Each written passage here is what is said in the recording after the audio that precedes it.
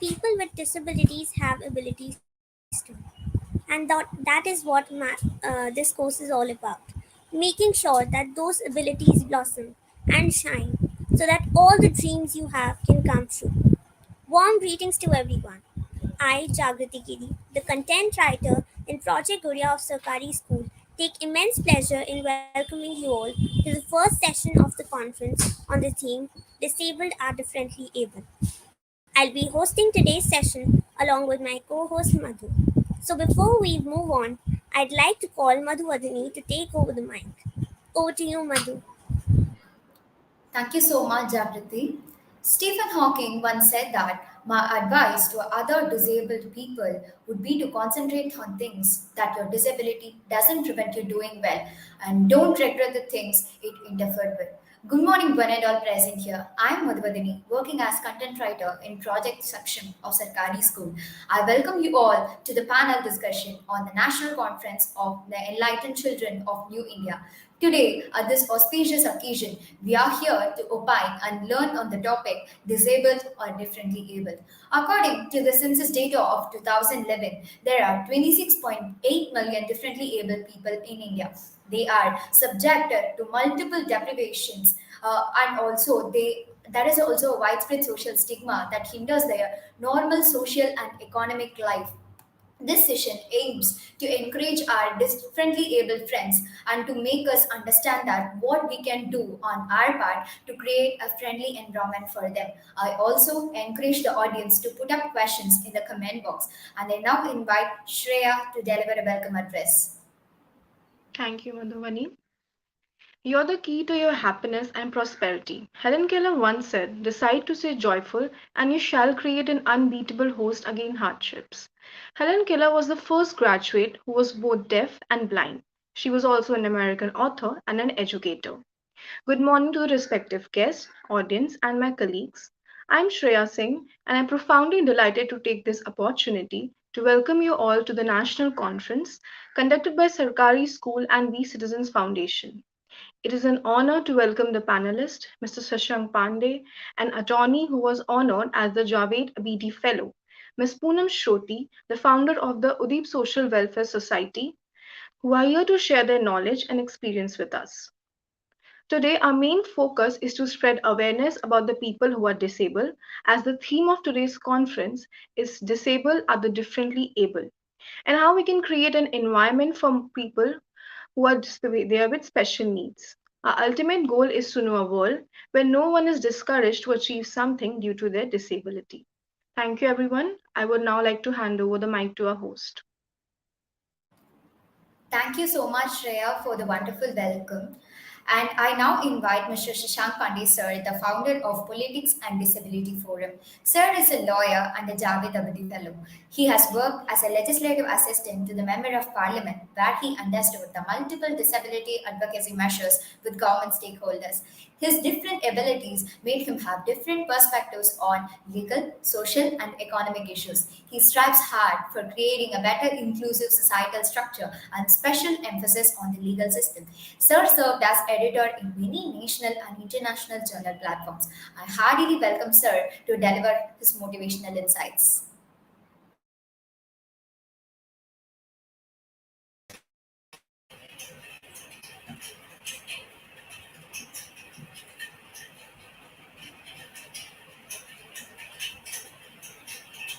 Hello, am I audible? Yes, sir, you are audible, sir. Yeah. Sorry, my network dropped off, so I lost you for a couple of minutes. Yeah. So should I start, right? Yes, sir, you can start, sir. Hello. Okay. Yeah. Give me a minute. Yeah. So, good morning to all, and I thank the Sarkari School Initiative and the We Citizen Foundation for having me and the panelists, and I'm looking forward to hearing them all. So, initially, the topic that I was given, that is disabled as differently able. So, I had a couple of points to make with regarding to education of students and employment, especially. But I thought. There is too much data driven literature available already, so I wanted to delve into the topic itself, because that is something that is very important that I find problematic when we say, different disabled are as differently able, and there are there are reasons for it. So then I'll put forward the pointers and then argue how these pointers are actually detrimental to the, especially our students who are in the primary or the secondary level of education. So first we have to understand, the two components of that disabled are differently able. The disabled, we all understand that it is a inability, and disabled as a concept has evolved over time, especially across the world and especially in India. So earlier we used to have a medical model of disability wherein a person used to be identified disabled because of an incapacity or inability to perform certain tasks which a able-bodied person might be able to do. So disability was often identified within an individual and not in a society. So it was an obligation of a disabled person, for instance, a person having locomotor disability, to find out the ways to perform his or her task. And that was the medical concept of disability, that it is our fault or it is our inability to do certain tasks.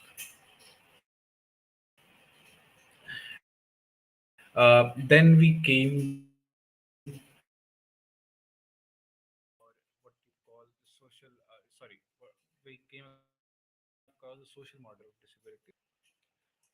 So human rights or social model of disability led us to, in the birth of the 21st century, across the time when we got our first legislation in 1996, 1995, and especially when the United Nation Convention or Rights of Persons with Disability was signed in 2008 by India and adopted by other countries in 2006 and 2008. So this convention and the developments led to the development of social model, wherein the disability was not identified within an individual but in a society. So the idea was that the society is shaped in a way which renders a person disabled. So a person is not disabled because he's on a wheelchair. He's disabled because he's not provided a ramp to access the building on which he or she might be able to do. So if a society provided a ramp so that his or her wheelchair could move upward, the person would not be disabled. That is the world we understand right now. Now, coming to the differently able. Now, the problem is that differently able. Now, the problem is that, although used in a very positive sense, might have a very negative consequence in the mindset of a general public. And I say with a certain points. The first point is obviously denying disability as an identity. So when you use differently able instead of disability, that is switching to something that a person is not. For a person with disability like me, disability is a identity that I identify as. There is no problem in it because I am not responsible for my disability. Society is. If it is an identity, just like our caste, religion, gender is an identity, disability is also an identity. And when we switch to talk about disabled as differently able, we are denying them this agency, or we are denying them something that they are not, or we are telling the society that they are not disabled. Rather, we are disabled, no? Because I think that differently able is a coined by term identify disabled closely with them, that they are able body but differently able. They can perform able body tasks but different in a different way. That is not true actually. A person might not be able to perform that task. A person is disabled as it is. So that was my first point, that using differently able is actually denying the disability as an identity of a person. Coming to my second point,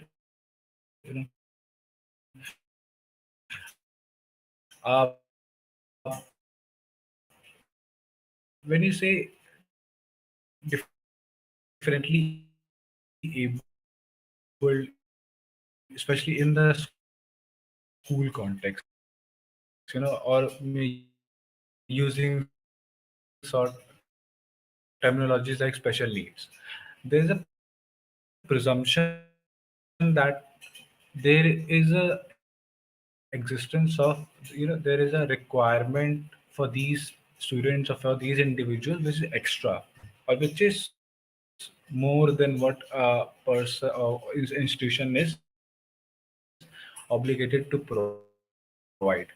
And this leads to the presumption in the society that whatever is being done for the differently able is actually extra and doesn't necessarily need to be done. So this special needs or different accessibility is something extra, which is not necessarily accessible any school is a just like a right to ensure access into a building. It's a right of a disabled person to enter into a building. So not extra, but it is an obligation. So we like special needs or differently able, we are switching to something, meaning that something is then being extra by a state or a school or a employer, which is not necessarily to be done. So that is a fear that gets seen by using these terminologies. The third point that I wanted to make was, you know, uh,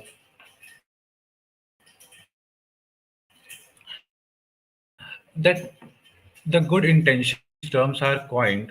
I understand the intention and the people who coined these terms, that maybe disability is not is such a term is obviously not giving any negative, creates a stereotype.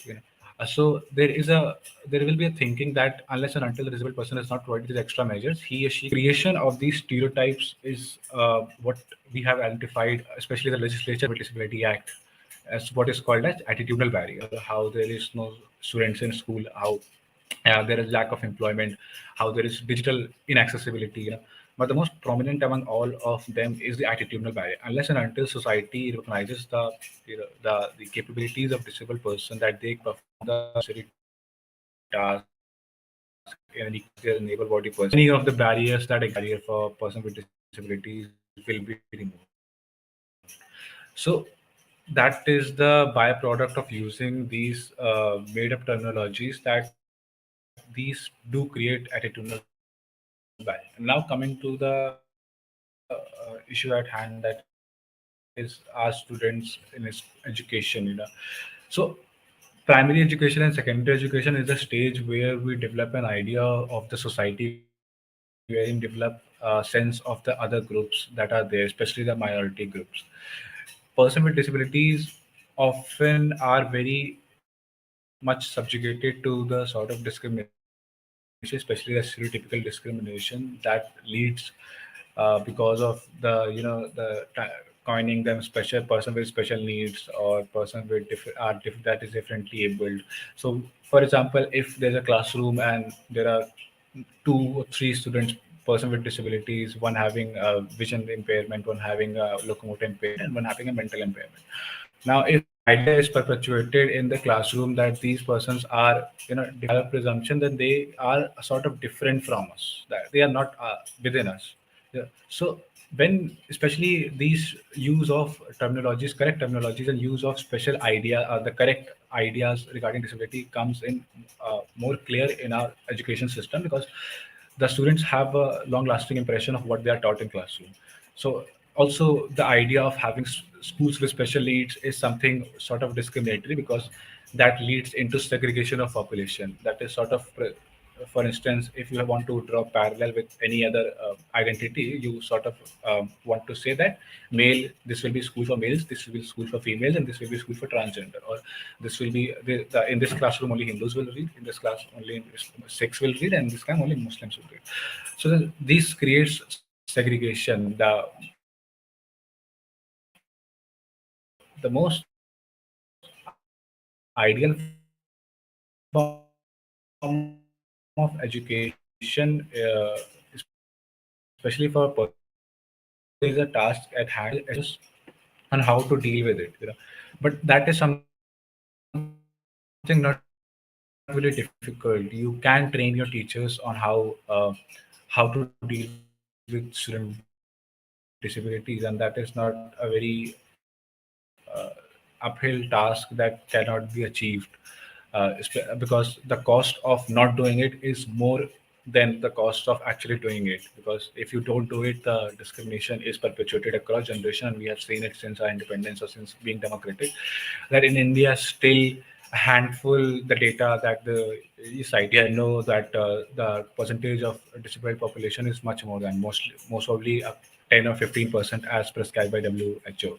And we will see that data in most probably in this census that is going to be done by the government.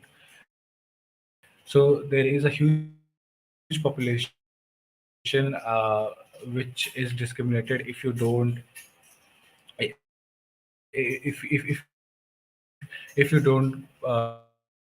provide these measures by having the presumption that they are these, that perpetuates the idea. Now, coming to the second point, when this was regarding the having teaching methodology in our school education and giving an impression.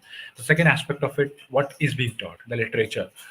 When the teachers or the functioning school, there is always going to be whatever the literature they produce for teaching in class will always have the absence of representation of voices of disabled people, because they usually don't see disabled people in normal institutions or in normal class. And that is very much visible. We all have read in most probably normal inclusive schools. We hardly remember any chapters in any subjects that talk specifically about disability, or disability identity. We often see caste, gender, religion, and other aspects of identity, but disability is something that we often find missing in the literature that we read in our schools.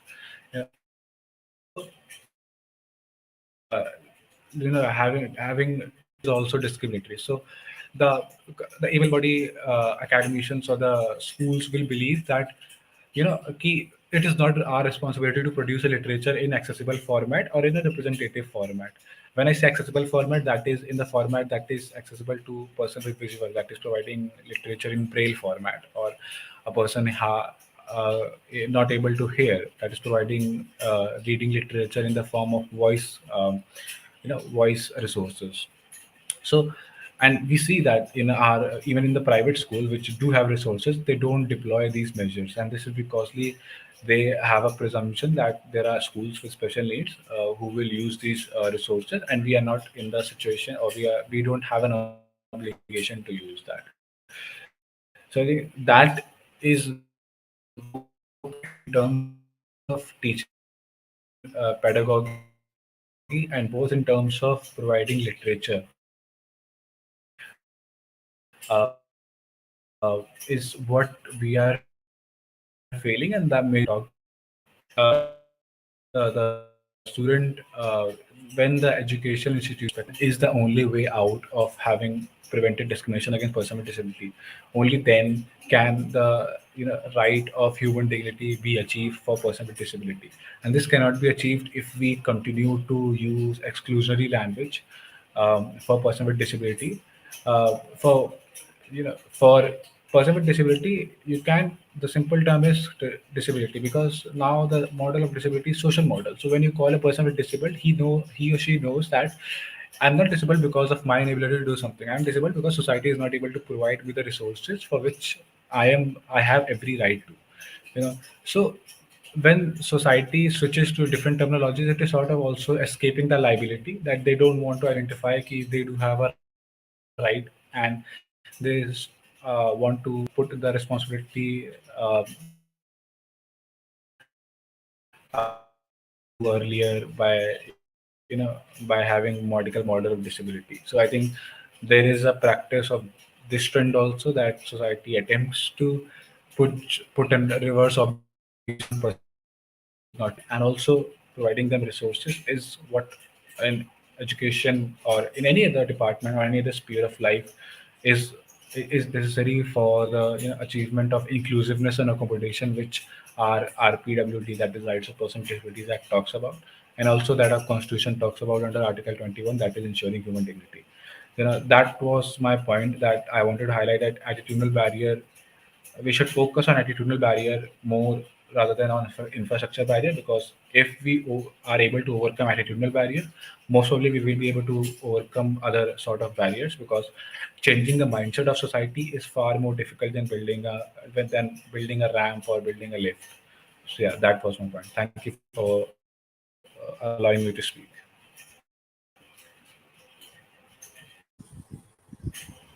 Thank you Thank so you much, so sir, much. for your great insights. Being pers- a person with disability, I can totally relate with everything you said. Accepting disability and the word is really important in order to have a better and inclusive world. But then we have hope, and we hope for a better future where everyone evolve and live together. Now, sir, we had a few questions to ask all of us who are associated with Sarkari school. We would be really grateful if you could answer our questions. Sure, please do. Vadini, over to you.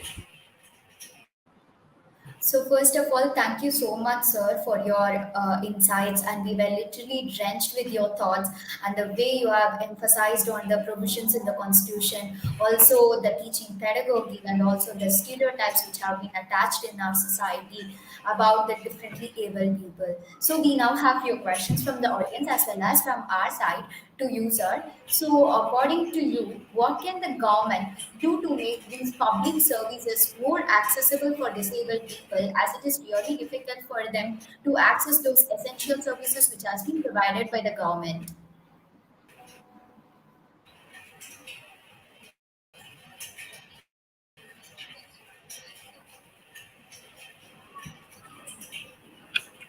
Hello, sir. Yeah, Madhavan, I think I lost you. If I heard you correctly, let me repeat the question. You asked me what measures. Is that the question? Yes, sir, to provide the public services more accessible to them. Okay. Yeah. So I'll try to answer. So government has been trying, especially after the enactment of 2016 Act. The government has been trying to provide accessible buildings. Especially, we have seen Accessible India campaign that was launched in 2015 with the vision of providing infrastructure, digital, and transport accessibility. The problem with the implementation part is that first there is lack of data, because the government doesn't have enough data, and we will get that data in the next census that we will have. Lack of inclusion of disabled person. If a person with disability in providing accessible measures, because right now only the able body people are making the policy and providing accessible measures.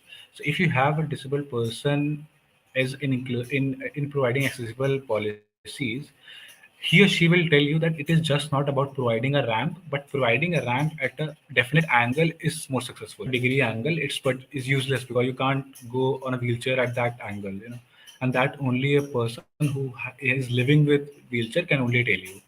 So right now, the government policies, because I've worked and seen it, the government policies don't necessarily include the person with disabilities in their implementation stage. And the third point is that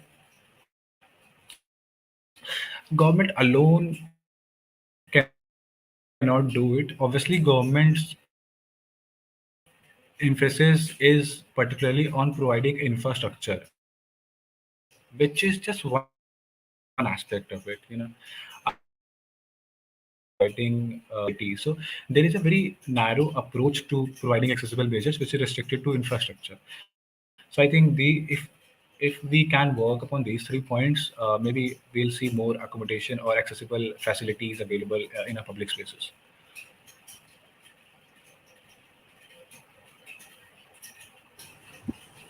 Thank you so much for answering our question, sir. I have one more question. Sir, I'm sure you have your share of academic experiences and you've been to educational institution, and we all are aware how there's an inclusivity. I mean, equity, and there's no accessibility. So, what measures the educational institution can take to make education more accessible and comfortable to the disabled students, according to you?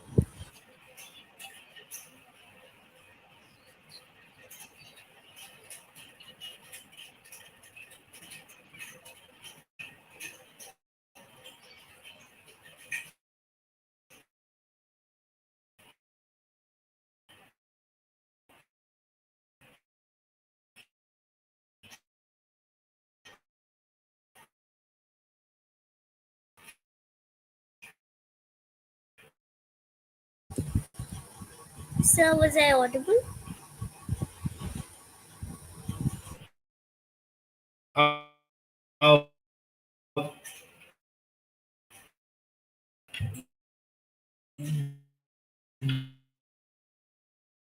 Yeah.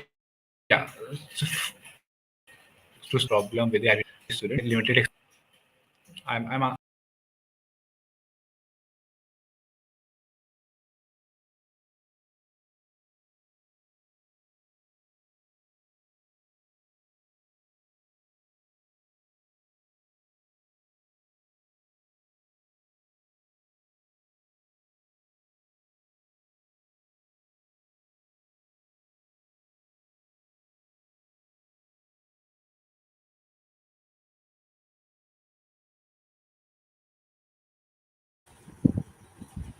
Okay, so hiccups are a part of an online world. Um, let's just invite our student speakers. Madhuvadini.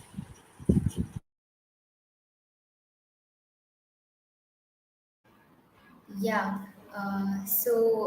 First of all, we would like to welcome both the article writers, Seema Misra and Suman Kumar, for joining us.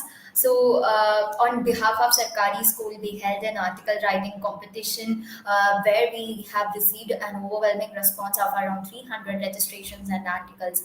This article writing competition portrayed us there are very young, talented minds who are there in our society to make this society a better place to live in. So, as Asima and Suman, I would request you, I heartily welcome you for this panel discussion on disabled or differently able. First of all, I would like you both to introduce yourselves and talk about your article. So, first, I would like to invite Mr. Suman to introduce yourself and talk about your article. Thank you so much, Vadini, for this warm welcoming. Hi guys, I'm Suman. I belong to Patna. Recently, I'm an MBA aspirant. So the topic which I chose in the article was child rights, and which is to be granted to the children beyond their age, religion, caste, and whatever background they belongs to. So now, if we talk about this topic, this is very common, which we see in our day-to-day life, that all the children are not treated equally, irrespective of the fact that some of them belongs to some of the very rich caste or very good caste and all. And while there are some children also which belong to slum areas, which belongs to very poor background, they are not equally treated. Now, there has been some initiatives taken by the government to equalize these positions of both all kind of children, and there has been also some rules and regulations, as well as some things which has been added into constitution, which make things equal for all the children. But eventually, we have seen that the rules are there in the constitution, but the implication process is not up to the mark, which has to be done till now to make these things equal.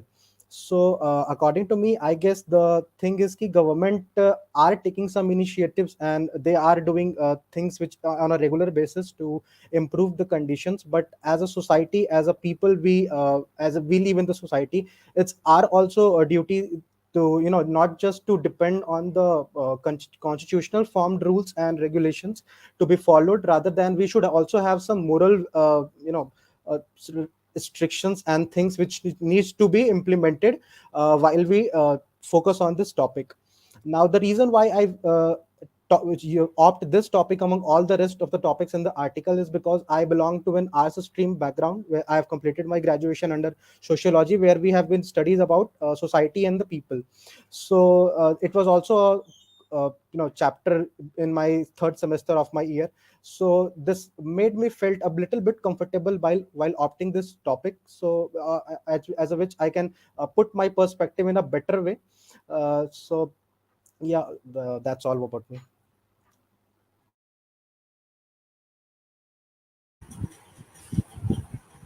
Thank you so much, Suman. I'm sure, you must have gone through so many articles and everything to reach to this research article of yours. It was really wonderful to hear from you. Now, I would like to welcome Miss Asima to deliver her insights upon her article. Welcome, Asima. Over to you. Thank you very much for such warm words. Hello and welcome everyone. My name is Asima Mishra. I'm 21 years old and currently I'm pursuing MBA General from Watson School of Business situated in Hyderabad. I feel honored and delighted to be here in this platform. It feels I'm already a part of Sarkari school. I had this opportunity to participate in the article writing competition which was held in early August. Due to my extended interest in the field of writing and research, I chose to opt for this competition. I was given a variety of topics to choose from, and the topic which I selected was sex education, a tool for prevention of sexual harassment. The reason why I chose this topic is very basic. During my schooling days, a friend of mine explained to me how she struggled to understand the concept of reproduction system. Now, I would say struggle because while she was in a different school than I was, she had struggled to understand because her teacher was not comfortable explaining the topic openly in the classroom. Due to this very reason, her struggle was extended as she had to do all the self study by herself.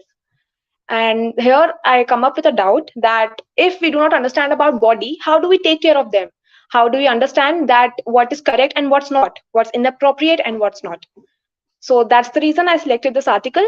In this article writing, I understood a lot of things. Firstly, I would like to highlight the mindset of youngsters, how vulnerable they are, how they get influenced by the outside world, how they feel the need of being indulging in unnecessary sexual activities. I also feel that young children, by getting their proper sex education, they get to know what's correct and what's not for them, which can be described in the term as a good touch and a bad touch. Now, when we talk about sex education, it can be done at every stage of a child's life, beginning from infant to the stage they reach adolescence. When I say infants, I mean the education of what body parts are, which body parts are allowed to be accessed to the public and which are to be kept private. Later on, they can be introduced to the concept of what good touch is and what bad touch is. Later on, with this progressive studies, we can help the students come out and stand for themselves. They must not have the need for elders to highlight that what is to be done and what not. They must be capable of understanding about the national child healthcare number, and they should also be aware that who are their circle in which they can share. For example, it could be your parents, your close friends, your siblings, anybody for that matter. But it's important for every child to understand who their comfort circle is. And in this research, I have found out that there are a total of 40% population who have been vulnerable to sexual harassment of any form, be it verbal or physical. And students do not understand what they have got through because it's obviously a very big trauma for them. To come up with this, it's important that sexual education is introduced in the curriculum as well from a very young stage when it comes to educating about our personal hygiene and menstrual hygiene in specific.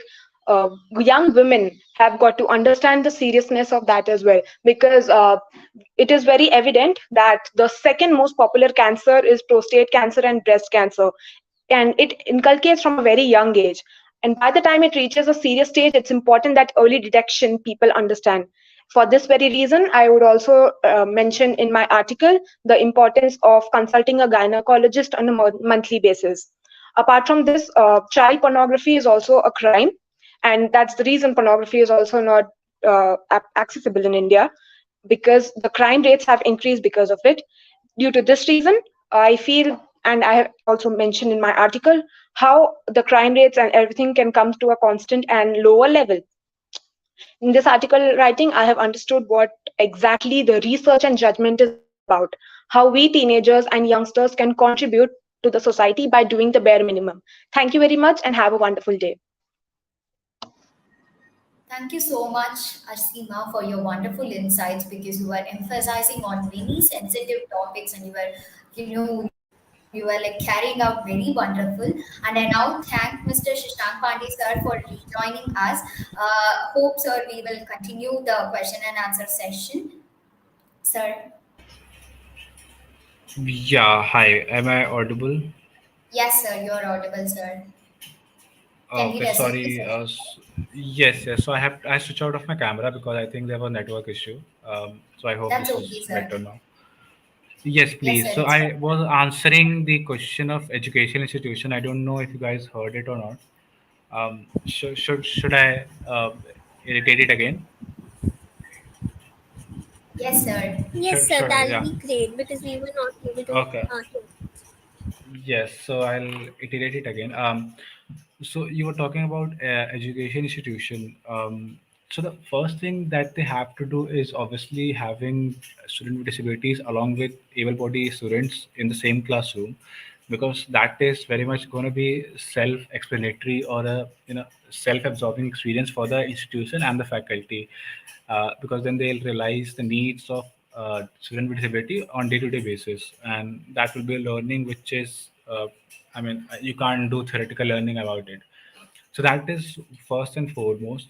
The second objective is to and this is an attempt that should be made from the government side, is for institutional educations to realize that providing accessible measures is inexcusable. Like, just like you provide uh, daily meal to students under the different government scheme, providing accessible measures or uh, accessible literature to study to students with disabilities is inexcusable, and you are bound to perform that duty.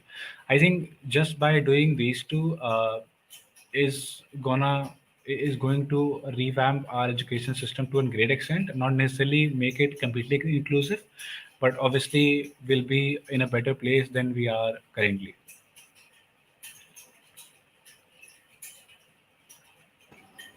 Thank you, sir. That was very agreeable and acceptable. So, one more question, sir. So, could you please elaborate on the schemes and policies which have been welfare measures which have been provided by the government for the differently able people? And also, can you suggest some further changes in those policies and welfare schemes which should be made for their welfare? So, okay, so providing an exhaustive list is going to be difficult because there are so many. I have a bit of idea which are directly run by Ministry of Social Justice and Department of Empowerment of Person with Disability, which is responsible for having schemes. So, first is obviously the Accessible India campaign, which has three spheres, that is infrastructure accessibility, transport accessibility, and digital accessibility.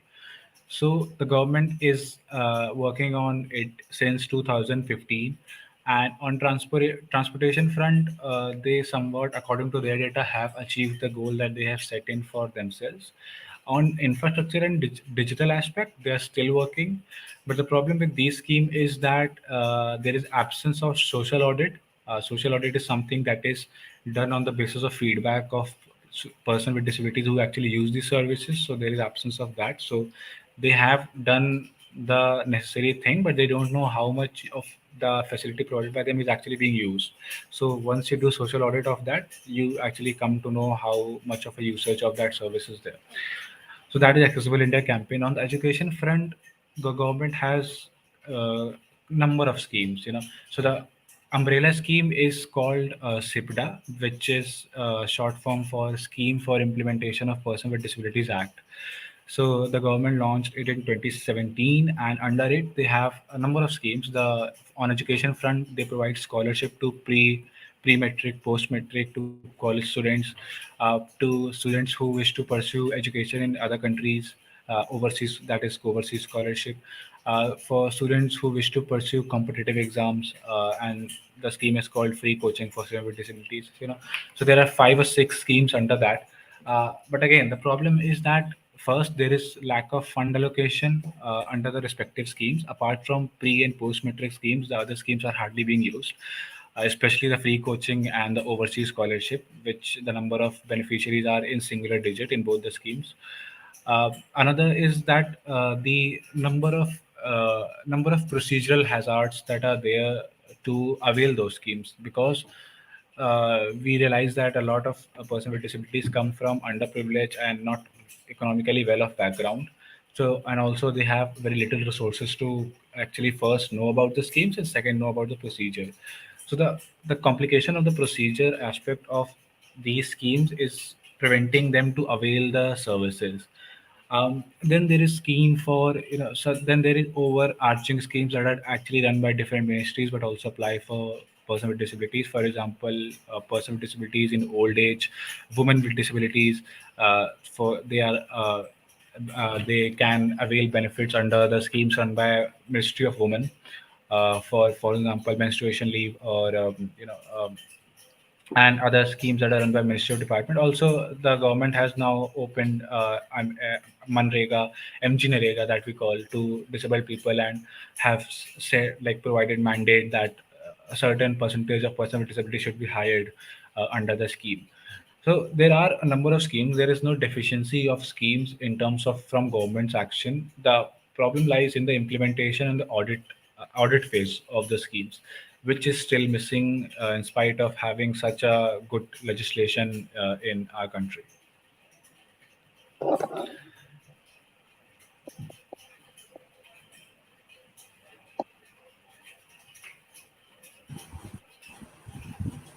Thank you so much for your great insight, sir.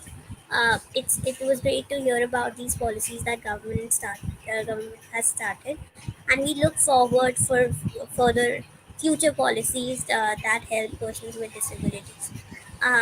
We love to have you here, and we hope to have you in future as well. If you have any final remarks before going, we would love to hear them. Uh, yes. So, first of all, thank you for having me. It was wonderful to put my thoughts forward, and I hope the people will take few pointers, if not all, because I try to focus less on data and more on the substantive aspect of it, because um we often see, the last point that I wanted to make is having accessible measures or providing inclusivity to person with disability is not a rocket science which needs a lot of deliberation and a lot of discussion. And it's not also not as simple as able-bodied people might want us to believe. They might want us to believe that if you have sympathy, you can do good for person with disability. That is not always true. So there is a fine balance between both the extremes. It's not as easy as it is made to believe, and it is not as difficult as the government want us to believe. So the answer to both the question is actually having person with disabilities in the decision making positions and policy and law making positions. If you have these people, a lot of the hurdles that were pointed out by different scholars and that I addressed today will automatically be resolved. And I think that should be the starter for in any of this, be it education, employment, or financial or political. Having a representation of person with disabilities is a sufficient measure to solve a lot of problems. At least it is a starter where you can then build upon the measure. And it is not just an absurd idea, because it is followed by the historical evidence that we have in our country. For example, we saw the how the representation of scheduled castes and scheduled tribes led to you know having policies addressed to them, a good policy, comprehensive policy for their welfare. How women representation at different levels, especially at local level government, led to the policies and measures that are women centric. So similarly, it's now time that we shift to inclusive, part representation of person with disabilities in other sectors, so that down the line 20-30 years we see that more comprehensive and disable centric policies are made from the start. So yeah, that will be my final point. Thank you so much, sir. You are always a source of motivation for us because your thoughts enriched us with a lot of motivation. And thank you for coming to this panel discussion and making this a remarkable moment of the day. And I now invite Mokat to deliver a vote of thanks. Yeah, thank you, Madhu. Good morning, all. Firstly, I feel privileged to get this opportunity to thank Sakari School for organizing this enlightening conference that has been a learning experience for all of us. I, on behalf of the organizing committee, convey deep regards to convey deep regards and heartily thanks to the guest speakers. And we are extremely sorry that we couldn't have some of our guest speakers in this panel due to some issues, network issues, and all. So, and I would like to thank Shashank sir, who inspired us with his knowledge and his valuable suggestions. And especially the last question you answered, sir, about the policies and the suggestions you gave in particular policies, which the conferences like these would surely help the young minds to foster upon these and bring some change at maybe at a very small level, but yeah, surely. And thank you all for making this session interactive. And I would fail my duties if I don't thank our article writers Asima Misra and Suman Kumar for their valuable time and feedback. This event, we have been fortunate enough to be backed by a team of motivated and dedicated volunteers. I cannot thank everyone for this involvement they have shown and willingness they have come up with. And thank you all for your work. And I would be failing in my duties if I don't thank our patient audience for taking out their valuable time and joining this session and actively participating in the discussion. Hope this discussion was enriching for all of you. Thank you very much. Thank you so much. So, as you all audience have find this session very fruitful to the help of Sashank Pandey sir, you will definitely enjoy all the further panel discussions. So, I request you all to join the next further panel discussions which will be held on the further topics. And thank you so much, sir, and also the article writers, and thank you all the further team and my organizing team. Thank you so much.